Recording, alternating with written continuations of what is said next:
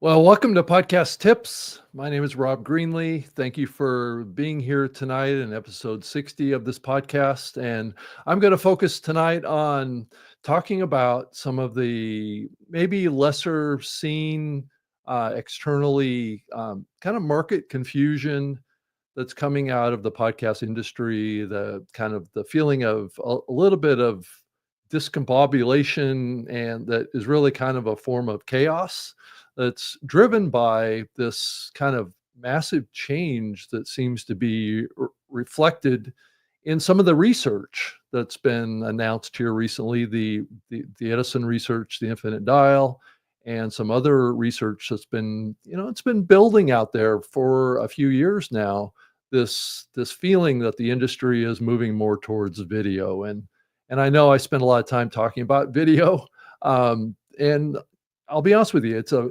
it's a longtime passion of mine on the video side. I don't know that I'm the best video creator in the world by any stretch of the imagination, but it is an area that I've seen and I've worked in quite a bit from the very early days of podcasting. As we're starting to see in the research that audio is mostly flat right now. And so, if we're seeing where the trends are moving us, then that's an important factor that causes people to go, what's going on here? And what do I need to do to uh, kind of move with the flow or move with the wave and get on the wave and ride that wave to stay at the cutting edge of what's happening with the media landscape. So the podcast industry is really, I think, at a very deep level right now, experience an unprecedented that I've seen in the 20 years that I've been involved in podcasting turmoil around the entry and the success somewhat of YouTube, and coming in and somewhat disrupting this perfect RSS-based, audio platform called podcasting. And then you have to factor in the influence of what we're seeing with Spotify in this, and the combination of the 2 of them is is really, pushing us into a track of acceleration into the world that used to exist back in the early days of podcasting, of video podcasting. Now it's being done in a quite a bit different way, and in a different focus than what we've seen in the early days of podcasting when bandwidth was really more limited. And the reason we had downloads was to cater to the limited bandwidth. Because back in the early days of podcasting, a lot of people were still on dial up connections. And so then we started moving into a little faster connections. But one of the reasons that we had this download and the success of podcasting was the concept of a download, right? And so people could download the episodes from the RSS feed, and then in the morning they had software, or during the night they had software that would automatically transfer that media file over to a portable media player like an MP3 player or an iPod. So through iTunes at the time and through Windows Media Player also on the Windows side in the early days of podcasting too. So the reasons that we had downloading were that really come out of a different era, and most people now don't really realize that when they click play on a podcast, they're actually initiating a download, even though it comes across to them as they're clicking that play button that it appears to be streaming to them. But the audience really doesn't care, right? Doesn't really care about the back end, doesn't really care about the technology that the industry uses to deliver the media file. So when I talk about this concept, it's really talking about, really the industry side and what's best for the industry, and what's best also, what could create the best experience for users. So in obviously, as you can see in this episode tonight, I'm tackling head on the confusion and the chaos that's reshaping, I believe, very fundamentally right now, the podcast landscape. And And I think that a lot of these changes are something that have been a long time coming. Really, very little in the online media, alternative media market, the new media market, whatever you want to call it, um, has really been shifting this way for a while. YouTube has been a part of podcasting since YouTube launched, and because YouTube launched fairly soon around the time that podcasting launched, within a year or 2 or so, and then Google acquired it, and then we saw additional investment going into the YouTube, platform by Google in the early days of podcasting, and then, but podcasting started, and I think I mentioned it in last week's episode too.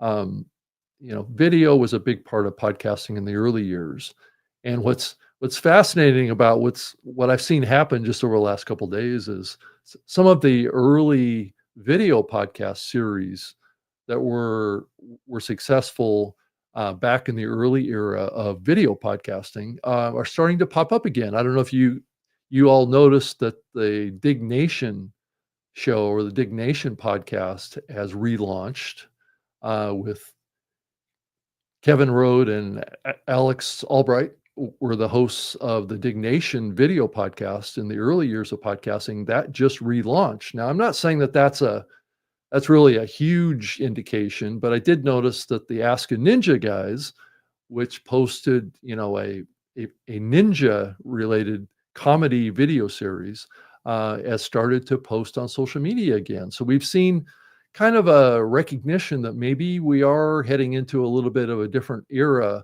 compared to what we just went through with thinking of ourselves as audio only.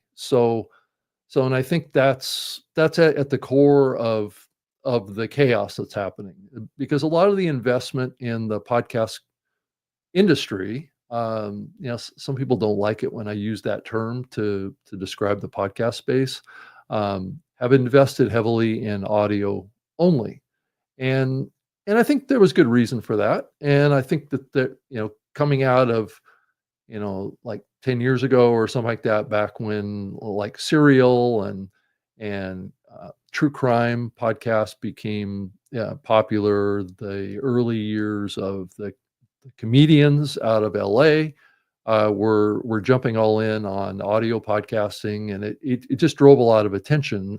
That was in the same time frame, and I'm talking about like 2009, 2010 is when Adam Carolla got involved in audio podcasting, and you saw Joe Rogan got involved in audio podcasting.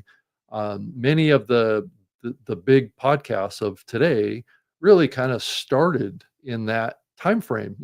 Mark Maron is another one of them that built, with the WTF podcast, built a lot of early popularity based on audio.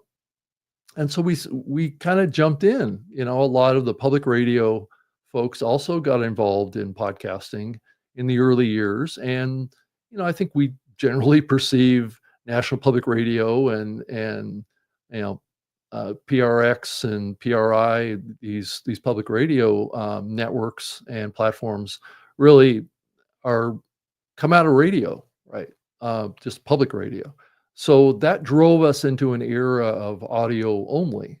And it was easier, I have to say. It was also easier for the podcast hosting platforms to make money and make revenue from it, because over a period of years, the cost of hosting audio started to kind of go down because bandwidth costs started to go down. People had ubiquitous internet access.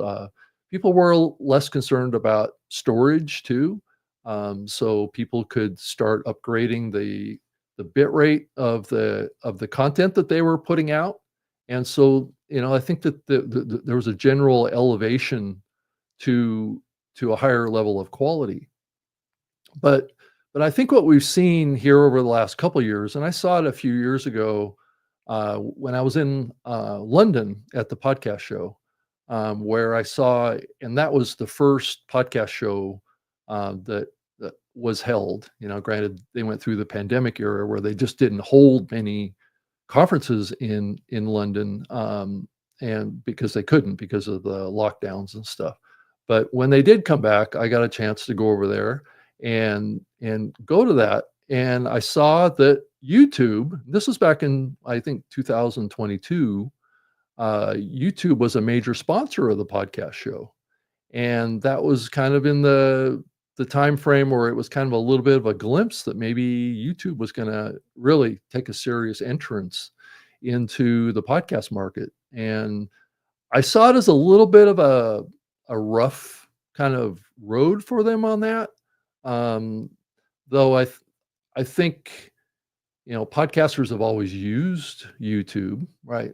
But when creators thought of podcasting, they typically think of publishing audio into an RSS feed, and that was just not something that was natively supported by YouTube. So naturally, when YouTube decided that they were going to aggressively um, use their platform, their video side, and enable a playlist within their YouTube video channels platform, that was a big signal to the market that, YouTube is gonna recognize podcasting and try and attract as many content creators, audio content creators, and then they announced that they were gonna add RSS ingestion into their platform, so that created kind of like a double attraction, right? It was like, "Well, send us your audio," and I think YouTube had the idea that if,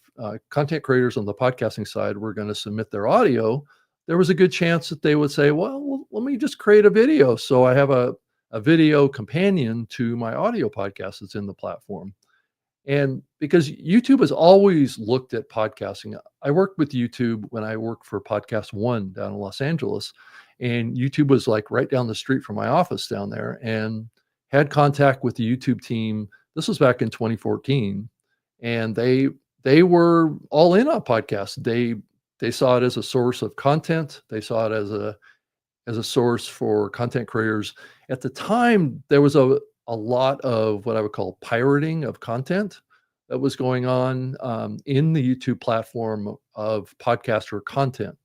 So they would basically take content that was published, um, oftentimes in audio, and they would push it over to YouTube to try and make money from it. So like the big name podcasters, um, there were people that would basically clip the content from very, very popular podcasts and put it into YouTube and try and make money off of it, right? So there was a lot of pirating that was going on between podcasting and YouTube back in that 2014, and I think it went back even further and continued for a while. I think eventually YouTube cracked down on that kind of stuff, but their recent push over the last couple of years into doing this has really kind of created the industry to really think more about this, and also creators are getting excited um, because what they see is kind of like a challenge around this concept of innovation. So podcasting in YouTube feels like something new, right? It feels like something that people might want to get involved in, right? So why not just create a video? We just came out of COVID, right, where everybody upgraded their home studios like I did, because I did that. I added all these lights and the background and all that stuff back when I was working for Lipson, and and trying to upgrade my Zoom call experience, right? But at the time, a lot of the major media personalities, right, were being forced to do their shows from home, right? So if they had a big show on cable television or on cable news or whatever, they were doing it from home. And I thought it was really humorous in the early days that these big name media creators were, becoming podcasters, right? So they started building out their home studios. And eventually, after they got embarrassed because their lighting was terrible, their microphones were bad, even Howard Stern messed up on this in the early days. And a lot of the Anderson Coopers from CNN and Chris Cuomo and stuff started to do their shows from their home. and they just didn't have it together. And so eventually what happened, to tell this story, is that they wound up tapping their team, that they worked with at the cable channels, to help them, equip their home studios. So I think that was a significant moment, for the mainstream media, to really start to embrace this concept of, podcasting, right? And and as we've seen over the last couple of years, this prominence of audio and video podcasting, we just went through with the presidential election, and just the prominence of that. I mean, even if you go back to the early days, even back in the 2014 timeframe and earlier, presidents went on podcasts. I remember when Barack Obama was in, Mark Maron's garage in LA doing an episode, right? And then, and then George W. Bush had a podcast many years ago. So we've seen kind of mainstream kind of adoption, where some of these folks who traditionally just did mainstream media were starting to shift over to doing more content on the digital side. So this has been a long time coming, and I've been seeing it for a long time, and wondering, when is the cutover going to happen? When is the crisis going to happen with mainstream media? And I think we are in that era right now. And I think, and what I want to talk about next is, well, what's our reaction, and should we be all freaked out about this change, or should we embrace it and move forward with it and treat it as an opportunity to kind of innovate with podcasting and what we've thought of as podcasting? And I do think the instant reaction in the industry is to kind of fight it a little bit and say, no, we want to be audio only. That's the strength of podcasting. Well, I can't argue with that. Audio is a strength of podcasting, but I think that there's another potential here. And I talked about it last week, talking about trying to shift podcasting over to doing more streaming, HLS streaming. I didn't want to make this whole episode about HLS, but that is part of this innovation layer, I guess, what I'm talking about. The Podcasting 2.0 initiative has been kind of encouraging this live HLS-based streaming, in their protocols to be added to RSS for a few years now. And I've been involved in those conversations off and on for the whole time since that Podcasting 2 initiative started. And I appreciate all the efforts of Dave Jones and Adam Carolla, or Adam Curry, and what they've put into that, and to actually, make it what it is. But it's been slowly adopted, but it has been adopted. I have to give credit where credit is due, is that it's being adopted. So what we have to do now is see, well, this is what we're seeing in the research. And as an industry, we have to decide, are we going to let YouTube kind of capture video and control it as we look to the future? Because if we don't respond, and we don't try and, retain the opportunity to deliver content via RSS in competition with, and I'm going to talk about Spotify next. Spotify shifting over to this too, and Spotify would love to disrupt RSS. Since the early years, they have wanted to not support RSS. I mean, well, I shouldn't put it that way. What they wanted to do was use RSS to get, a copy of the media file, a clean copy without advertising, that they can insert advertising, which is somewhat exactly what we're seeing YouTube do right now. So all Spotify is doing, to shift over into talking about Spotify more, they want to disrupt RSS. They want to say, well, if you're going to give us RSS, then, and you want to have video, then if you upload your video, then there's no reason for us to have your RSS based audio in the platform. We'll just use the audio from your video, which basically cuts out the audio version coming out of your hosting platform, which disrupts the business models. And that's only possible based on the fact that we are a download medium, right? they can easily just download that file, store it on their own servers, and redistribute it, which Spotify's always wanted to do, just like YouTube. That's all YouTube, does is capture files that are directly uploaded to them and then redistribute them, because that's how their infrastructure is built, and it's primarily built around video.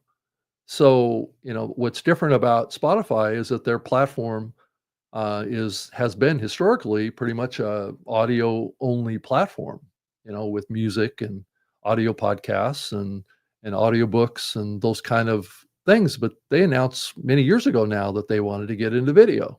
And it's been a very bumpy ride for Spotify to get involved in video. I remember that they announced that they were going to support podcasting many years ago, and it took them 2 years actually to get it done after they said they were going to do it. There was a changeover in staff and things like that, and once they did decide, they were working with all the hosts to to directly contact all of the podcast hosts and get people to submit their RSS feeds, and then the hosts had to submit those RSS feeds via a spreadsheet to Spotify to add to their collection. And so that's how the early years, how podcasts got into Spotify until they had built their infrastructure to ingest RSS externally or via an API sharing that was done through the podcast hosting platforms. Um, but those agreements, for pass through on Spotify were done individually to each of the podcast hosting platforms. And so I'm trying to give you a little bit of a historical background to what actually happened with all this. And because Spotify's inclination was that just give us the files and we'll take care of them. We'll deliver them. It's the same thing that happened with Pandora, same thing that happened with Facebook, with their entrance into podcasting too. And I'm just being fair about it and just telling you the facts of what actually happened is that they wanted to own the distribution of your show, and they wanted a copy of your show without any advertising in it, so they could insert the advertising or they could be in charge of the advertising. So that's the tension that the medium has had for many years. And so as we've seen video become a higher priority, I think Spotify is not supporting video in the right way, and that kind of explains why some of their biggest creators don't really publish video into Spotify. And I've looked at their interface that they have in the Spotify interface to surface content, and they don't do a very good job of surfacing audio and video in a particular show, right? It's either video or it's audio. So I I go to the Joe Rogan podcast in there, and really the only thing I can find in there is the video version. Um, I may not be looking in the right space, but they don't have a toggle in Spotify that can say, well, locate all the videos, all the video shows, and then a toggle that says, well, just give me all the audio shows. Apple used to support that. So to talk a little about RSS in video, in the earlier years, Apple had a little toggle at the very top of their podcast app that would allow you to click a little button that would say, "Show me all the video shows," and then click on the other side of the button and say, "Show me all the audio shows." And but Apple decided to take that out of their interface, and that's why we have what we have today. If you wanna find video in the Apple Podcasts ecosystem, you go into the search box and you type in video. And you know what? The only thing that shows up are video shows that have in the title metadata the word video. So it's not searching or looking for content based on the media file type, as far as I can tell. And it's only finding and sometimes it won't find the video RSS feeds that are in their catalog because there's no discovery pathway for people to discover. So Myself and others have been encouraging at the Apple team for a few years now to say, well, I think it's time for you to bring back that toggle between audio and video so people can easily find the video, and that will spark renewed interest in creating video via RSS, right? So that's where this really at the core, that's where this conversation comes from around how do we better support video in RSS to keep RSS relevant? Because I think RSS is under threat right now. Many people don't see that, but I believe it's under threat right now at the biggest platforms. I'm talking about YouTube and Spotify. I don't think that they have the intention to or wanting to continue to support a download version and have creators be treated fairly about it. And I don't, that's a subjective view to some degree. What one person sees as taking advantage of creators is also seen as, well, I'm in that huge platform and I'm going to be discovered. And that's what these platforms have always traded on is, you know, you give us free content and we give you the opportunity to reach an audience.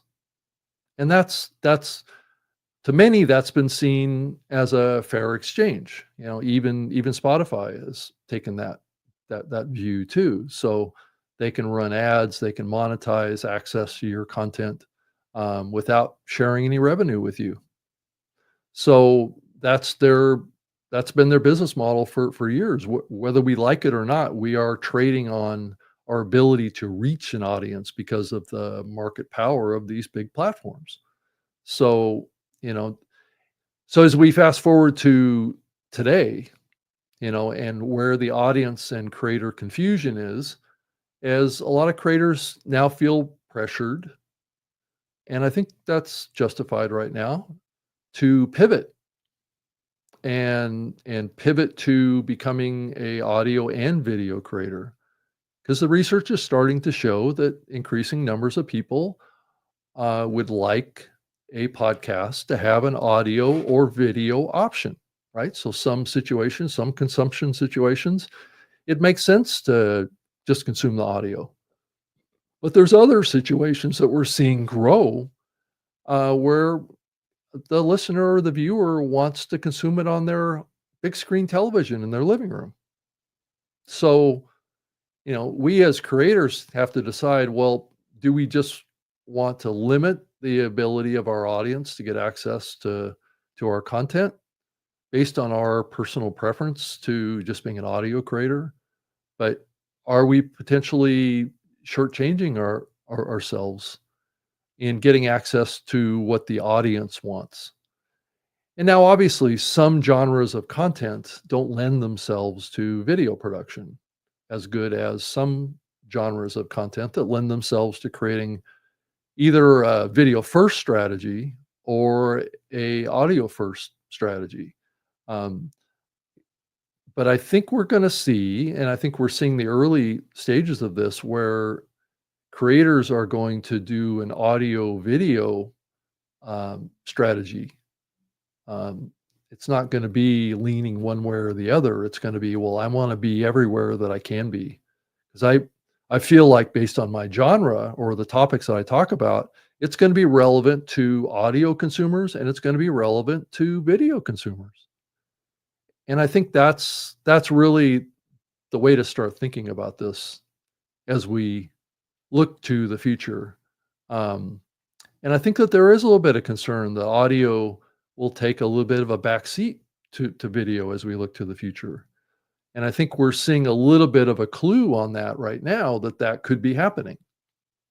And I think as we saw in the Edison research, the infinite dial, there wasn't much growth that was happening across most of the genres of audience out there in the audio side.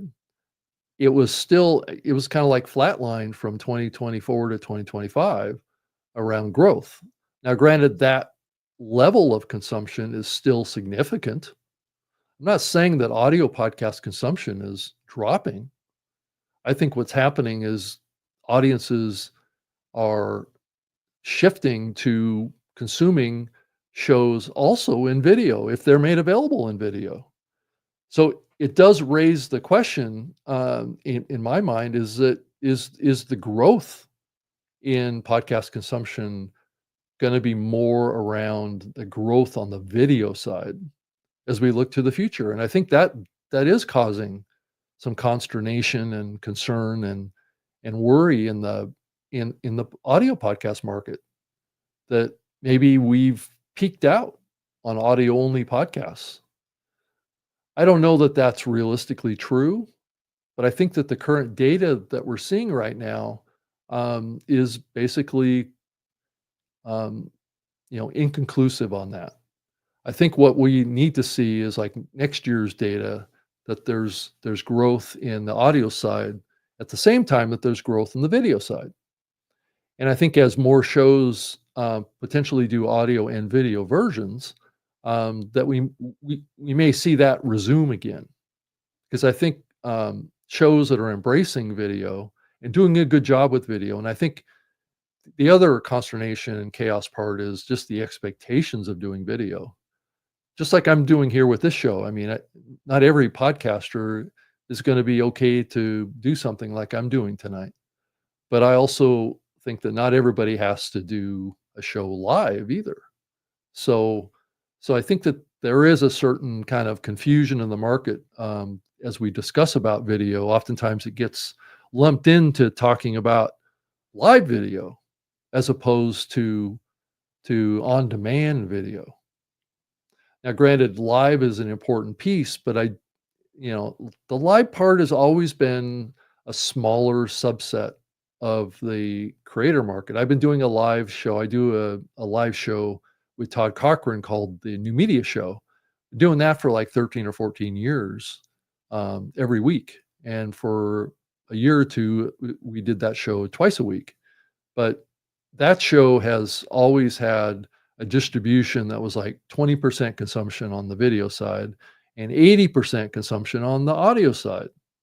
So, so that's a clue about what could happen to some creators. And then there's going to be other creators that are going to have a heavier audience on the video side because maybe they've done a more compelling production that's that's more compelling than maybe this show, right? I'm just a talking head here. There's not a lot of exchange with other people, or I'm not bringing up on the screen. Now, granted, on the on-demand or the video podcasting side of this show that I publish into an RSS feed, there is, um, things that I overlay, that are in addition to what I have on this. This platform, this StreamYard platform, is a little cumbersome to use with, kind of random overlay kind of experiences on the screen. So that's something I'm going to have to play around with, but it is going to require a lot of kind of management of the software while I'm trying to do a show. And that's something I can more easily add in post production. So you have the potential of creating your master recording in the video format and then going into a video editor and adding elements and adding transitions and adding other visuals on the screen to make the video version of your podcast better, and then take that audio out of the video and do additional things with that. You can have maybe slightly different introduction music, have it transition into a different kind of a flow, but you've captured the episode in one recording that gives you the audio and the video. So, what you do it in post production, before you put it out as an HLS stream, potentially on demand stream. And if you do it live into these platforms like YouTube or LinkedIn or X or any of these platforms like I'm doing tonight, once it's done on those platforms. I can't really get in and edit this version of this show on LinkedIn. Maybe at some point I will be able to do that. I'll be able to pull it up in LinkedIn and upload a new version or something like that that has these elements in it. So there's technology layers that we can improve on this stuff to make things better. But I think we have a ways to go here. But I thought it was really interesting in the research that the fastest growing segment of of podcasting, as far as on the audience side, I don't know if all you folks saw this, but the 55 plus age group saw the most growth in consumption, and that's watching video as well as listening. All the other age demos, the younger age demo, like the 18 to 24 and the 34 to, I think, 49, were pretty much flat. The only growth that any of those groups saw, based on the Edison research, was they watched some video. So if we want to grow, that's what's causing this, is this confusion and chaos in the market. Is everybody wants to grow, but what are we going to have to do to support that better, instead of looking at YouTube and saying, well, that's the future of podcasting, is growing on YouTube? How do we grow with video outside of these big platforms, outside of Spotify, outside of YouTube, and also to enable other apps a chance to grow their consumption? Maybe it enables folks to stream into private communities too.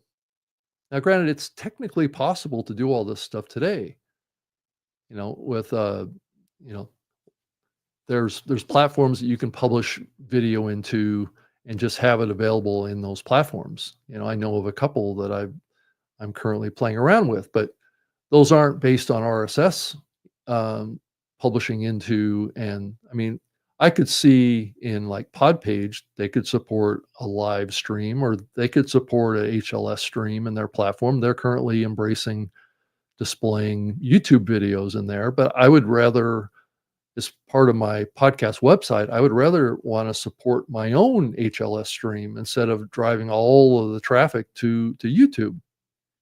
So I guess at the end of the day, and this also involves monetization too. If we just give our media files to all these big platforms, they're going to make money on it, but how much are they going to share it with us? We're the creators of this. The monetization program on Spotify that's a big milestone to hit, to be able to even get qualified to make a revenue share. Now, YouTube is better. They have a much lower threshold that you have to achieve some level of monetization, but YouTube is making the vast majority of the revenue here. Let's be honest about it. So, it's those big platforms are the ones that typically win. It's kind of like going to Las Vegas, right? And thinking that if you have $1,000 in your pocket, that there's odds that you're going to be able to put it on the craps table and double your money. Well, maybe, but what are the odds? And that's kind of what we're doing by publishing our content into platforms like YouTube and Spotify. We are playing with their desire. They have shareholders. They have expectations of revenue and profits, and they have share price that they have to worry about. Each one of us could be just a tool to help them achieve that, and that's the exchange that we all make with these platforms. So monetization is an important part of this too, as we shift into another era of podcasting, which is publishing content into private communities, private paid communities, which we're seeing a lot of growth, like at a platform like a screen.com or a school.com. There's increasingly other platforms that podcasters are working with, and to some degree, like a Patreon, that type of a model, like a freemium model, where people are publishing some free content over in this public platform, like an Apple Podcasts, and that begs the question: what's Apple going to do here to respond to this video? I did mention that earlier. That's a huge platform that really has most of the audio podcast consumption, right? The per user of the Apple Podcast platform typically has more audio consumption than Spotify does on a per user basis. That's always been the case. And from Android to iOS users typically consume a lot more content In the podcast area, it's been mostly audio podcasts. But I think, if Apple did a better job of embracing video in their podcast app, they would probably see a big lift in video consumption too. And that would make them competitive in the market. Now, the big question is Apple willing to embrace getting HLS streams from RSS to play in their platform?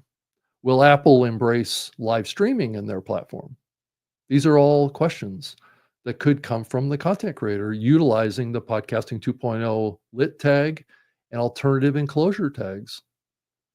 It's really a matter of the podcast hosting platforms deciding that they're going to embrace HLS streaming, and that has some inherent advantages like a variable bitrate playback that's adaptive to the internet connection and the device. It enables the central hosting platforms to monetize video as well as audio.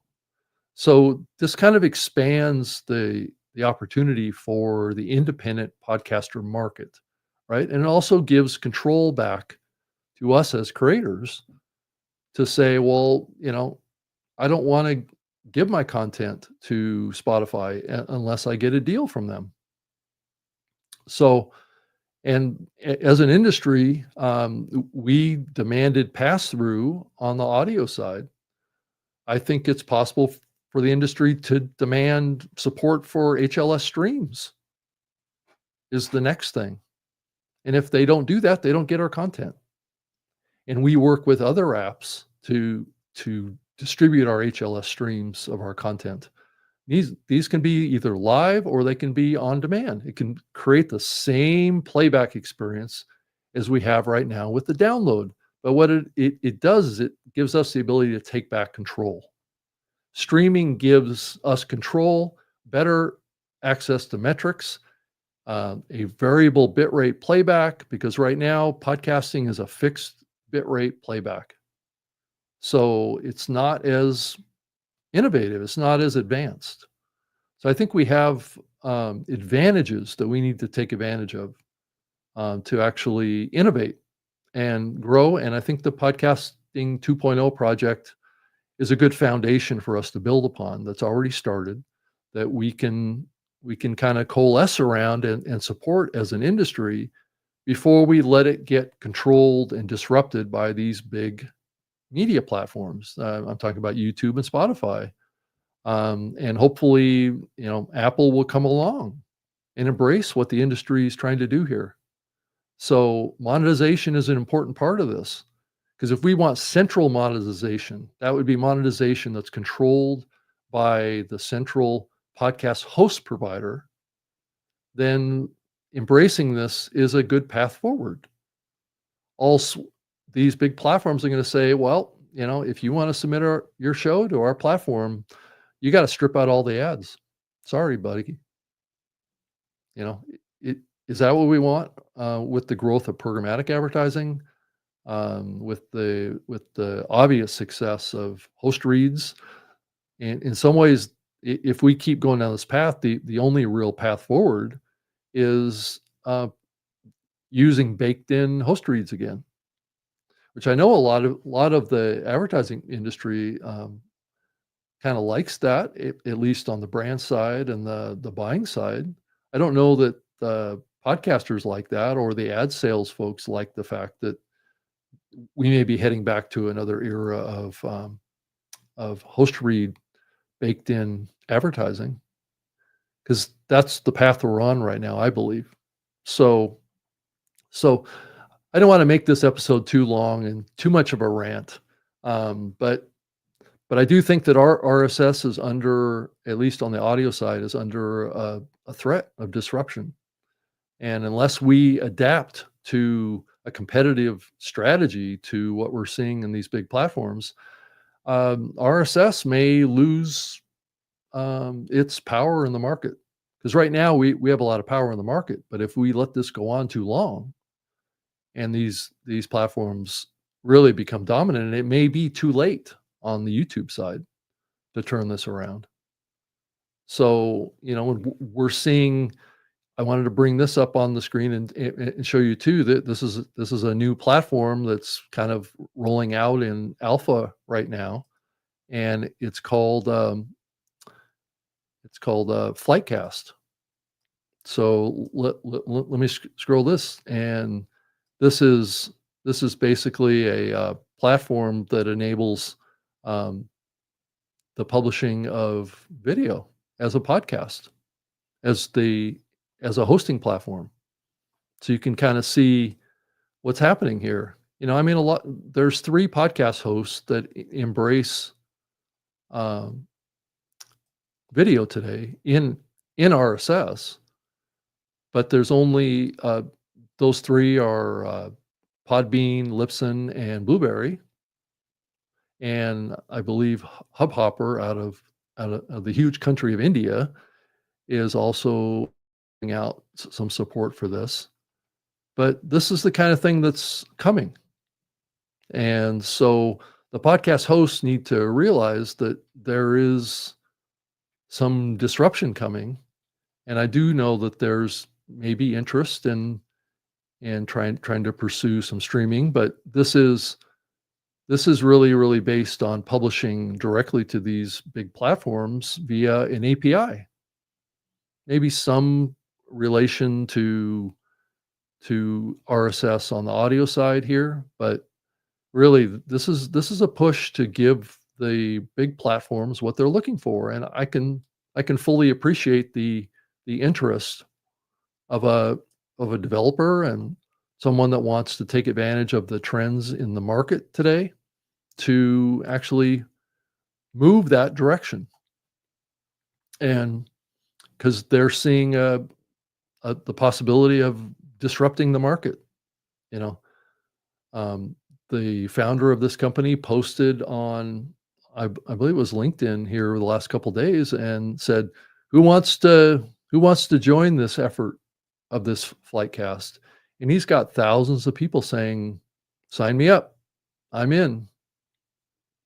So that's kind of a glimpse of that. There's a pent up demand for what that site is presenting, and that's a video hosting solution that encapsulates audio and video podcasting. So um, that's that's my message tonight. So I definitely appreciate you being here for my second episode where I'm just ranting about the future of podcasting. But I can say that there's a lot of folks inside the industry that talk on private, kind of like talk channels and threads and things like that on like WhatsApp and other Discord and other ones they're all paying attention here. They're all seeing what I'm talking about tonight. And the the problem is that there isn't a lot of visibility to this, except for if you go look at the Edison research, which you can go over there and do. And I think if you're going to podcast movement, there is going to be a lot of talk. This is the podcast movement that's coming up next week in Chicago. YouTube, I believe, is sponsoring an entire track at the podcast movement conference. So this is coming, folks. It's not. I wouldn't be raising this alarm if I didn't see an opportunity for the industry, and then also a threat to the industry. I've been involved in this industry for over 20 years. And so I've seen these trends come and go, and I can feel what's going on because I'm actually living it myself. I'm doing a show here that's audio and video podcasts, and I'm doing it on YouTube. I'm doing it on all of these big platforms. I'm doing other content on YouTube as well, trying to learn and trying to understand what's going on here and watch content on my big screen television. I got a 58-inch big screen television in my living room, and I watch YouTube videos all the time over there, so I can see what's going on. But I also have access to other streaming content on there too. So and we saw in the Edison research was, I believe, a 3% increase in the number of smart TVs. And I know YouTube put out research saying that they've never seen so many people consuming YouTube content on smart TVs. It's like 75% or something like that. and it's up like 3%. So people are buying smart TVs increasingly. And the older generation, the 55 plus, which tends to consume a lot of cable television, right? That's the age demo that big cable TV consumers and network TV, cable channels and stuff. That's the age group that primarily consumes that today. Those those people are cutting the cable. So, this shift is real, folks, and I wouldn't discount it. But I think we all have to decide how we respond. And some of us will say I'm going to just stay audio only. And I'll just say that's perfectly fine. There's nothing wrong with staying audio only if that fits your market and that fits your audience and what your audience expects. But maybe there's shows out there that have a genre that could benefit from a little bit of video. And I don't think you have to jump in with both feet at the beginning. Maybe start out with some videos that you record as shorts or something like that and put those out on YouTube and Instagram and Facebook and see if it helps your numbers. And then hopefully the industry will embrace this in an innovative way. It's probably going to take a few years for the industry to adopt this. We're already seeing live HLS streams in like the Fountain app and some of the podcasting 2.0 um, supportive new apps out there.